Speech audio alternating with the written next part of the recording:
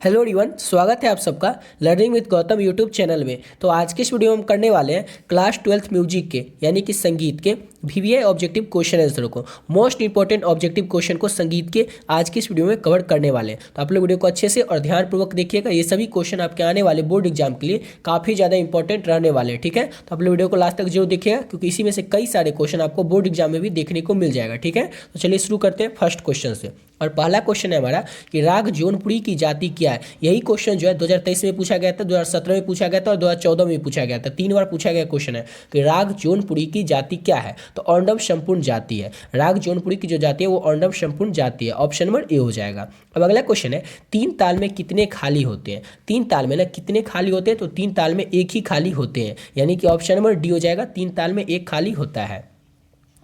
अगला क्वेश्चन है, ख्याल गायन में किस प्रकार के तालवाद का प्रयोग होता है। ख्याल गायन में ना किस प्रकार के तालवाद का प्रयोग होता है, तो तबला का प्रयोग होता है, यानी कि ऑप्शन नंबर ए हो जाएगा। ख्याल गायन में तबला का प्रयोग किया जाता है। ठीक है, ऑप्शन नंबर ए हो जाएगा। अब अगला क्वेश्चन है, राग भैरव का वादी स्वर क्या है। राग भैरव का ना वादी स्वर क्या है, तो राग भैरव का वादी स्वर कोमल धैवत है। ऑप्शन नंबर बी हो जाएगा। याद रखिएगा कि राग भैरव का वादी स्वर क्या है, तो राग भैरव का वादी स्वर कोमल धैवत है। ऑप्शन नंबर बी हो जाएगा। अब अगला क्वेश्चन है, संगीत में कितने शुद्ध स्वर होते हैं। संगीत में कितने शुद्ध स्वर होते हैं, संगीत में टोटल 7 शुद्ध स्वर होते हैं। क्वेश्चन कई बार आपके एग्जाम में पूछा गया, क्वेश्चन 5-6 बार ये क्वेश्चन पूछा गया आपके बोर्ड एग्जाम पिछले 10 साल में कि संगीत में शुद्ध स्वर कितने होते हैं, तो 7 होते हैं। ऑप्शन नंबर इस पर दिया नहीं है, संगीत में शुद्ध स्वर कितने होते हैं, तो संगीत में शुद्ध स्वर 7 होते हैं। ऑप्शन में दिया नहीं, लेकिन आप लोग याद रखिएगा। ठीक है, चलिए अगला क्वेश्चन करते हैं। इसमें दिया नहीं, आप लोग याद रख लीजिएगा। अब अगला क्वेश्चन क्या हमारा, तो अगला क्वेश्चन है कि संगीत कितनी कलाओं का संयोजन है। संगीत जो है कितनी कलाओं का संयोजन है। तो संगीत जो है गायन का भी संयोजन है, वादन का भी संयोजन है और नर्तन का भी संयोजन है, यानी कि ऑप्शन नंबर डी हो जाएगा। इन सभी का संयोजन है संगीत। ऑप्शन नंबर डी हो जाएगा। संगीत कितनी कलाओं का संयोजन है, तो इन सभी कलाओं का संयोजन है संगीत। ऑप्शन नंबर डी हो जाएगा। और म्यूजिक का पहले वीडियो में आप लोगों को सब्जेक्टिव क्वेश्चन और दीर्घोत्तरीय प्रश्न यानी कि लॉन्ग क्वेश्चन भी करवा चुके हैं। शॉर्ट आंसर टाइप क्वेश्चन और लॉन्ग आंसर टाइप क्वेश्चन आप लोगों को पहले ही संगीत का यानी कि म्यूजिक का करवा चुके हैं। उसका लिंक भी आप लोगों को डिस्क्रिप्शन बॉक्स में मिल जाएगा, या फिर आप लोग चाहे तो चैनल के प्लेलिस्ट सेक्शन में जाकर देख सकते हैं। ठीक है, तो उसको भी आप लोग जरूर देख ही लीजिएगा, जो कि आपके आने वाले बोर्ड एग्जाम के लिए काफ़ी ज़्यादा इंपॉर्टेंट प्रश्न थे। उन सभी प्रश्नों को आप लोगों को पिछले वीडियो में करवाए हैं। चलिए अब अगला क्वेश्चन करते हैं। और अगला क्वेश्चन है हमारा कि झप ताल में कितनी मात्राएं होती है। तो झप ताल में पता ही होगा 10 मात्राएं होती है। ऑप्शन नंबर ए हो जाएगा।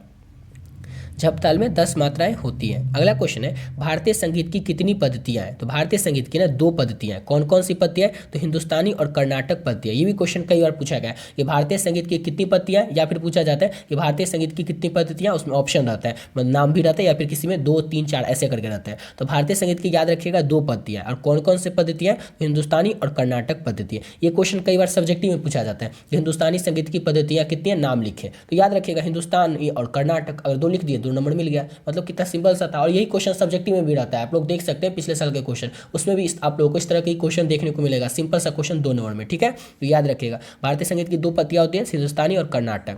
अगला क्वेश्चन है, विभिन्न लयों के नाम लिखे। विभिन्न लय जो है उनका नाम लिखे। तो विलंबित, मध्य और दुर्तैल, ये सभी जो है लय के नाम ही है, यानी कि ऑप्शन नंबर डी हो जाएगा। ऑप्शन नंबर डी हो जाएगा। ये सभी जो है लय के नाम ही है, विलंबित, मध्य तथा दुर्तैल। ऑप्शन नंबर डी हो जाएगा। अब अगला क्वेश्चन है कि जाति के कितने प्रकार हैं। तो जाति के जैसे आंडव जाति भी होता है, षांडव जाति भी होता है और संपूर्ण जाति भी होते हैं, यानी ऑप्शन नंबर डी हो जाएगा। ये जाति के सभी प्रकार हैं। ऑप्शन नंबर डी हो जाएगा, ये सभी।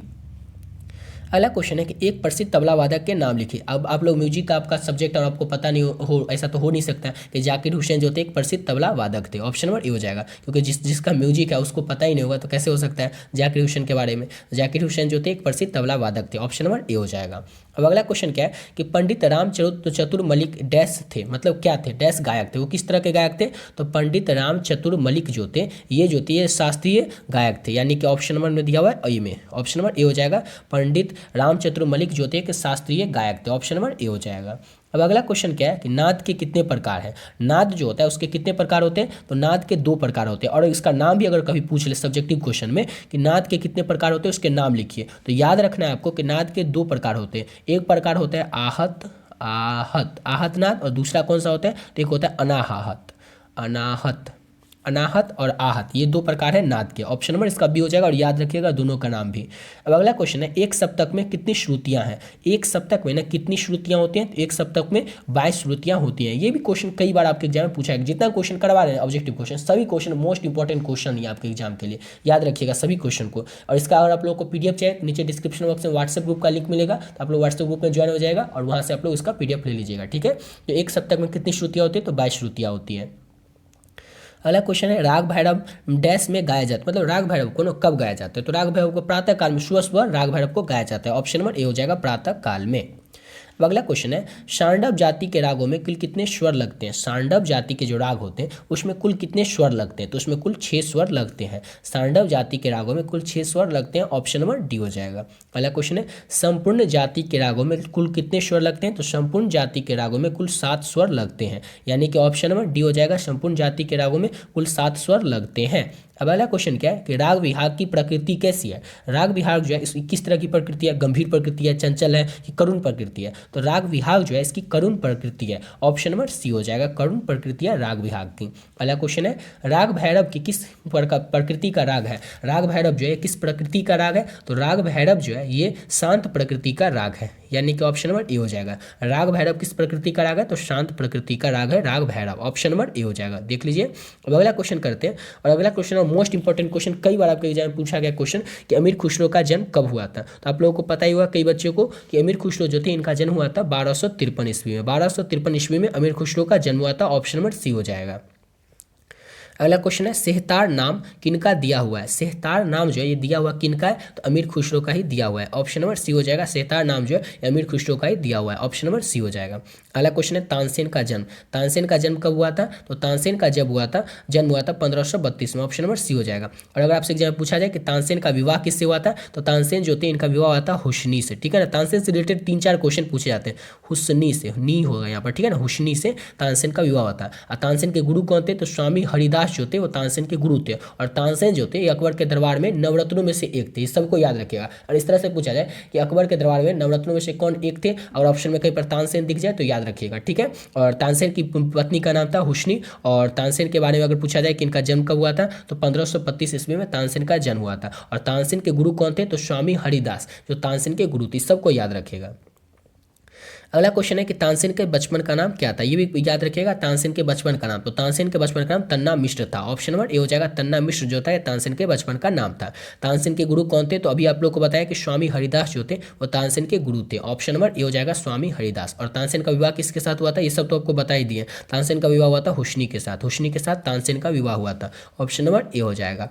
अब अगला क्वेश्चन है, निम्न में से किस घराने में ध्रुपद गायन कहा जाता था? क्या क्वेश्चन? निम्न में से ध्रुपद किस घराने में ना ध्रुपद गायन कहा जाता था? किस घराने में? तो आगरा घराने में। आगरा घराने में आगरा घराने में ध्रुपद गायन को कहा जाता था। ऑप्शन नंबर बी हो जाएगा। अगला क्वेश्चन है, फैयाज खां विशेष रूप से क्या गाते थे? तो आपको पता ही होगा कि फैयाज खां थे वो क्या गाते थे? तो ध्रुपद को गाते थे। ऑप्शन नंबर ए हो जाएगा। फैयाज खां जो थे विशेष रूप से ध्रुपद को गाते थे। अगला क्वेश्चन है, पंडित ओमकार नाथ ठाकुर मुख्य रूप से क्या थे? ये भी आप लोगों को पता ही होगा कि पंडित ओमकार नाथ ठाकुर जो थे ये मुख्य रूप से ख्याल गायक थे। ऑप्शन नंबर बी हो जाएगा, ख्याल गायक थे पंडित ओमकार नाथ ठाकुर।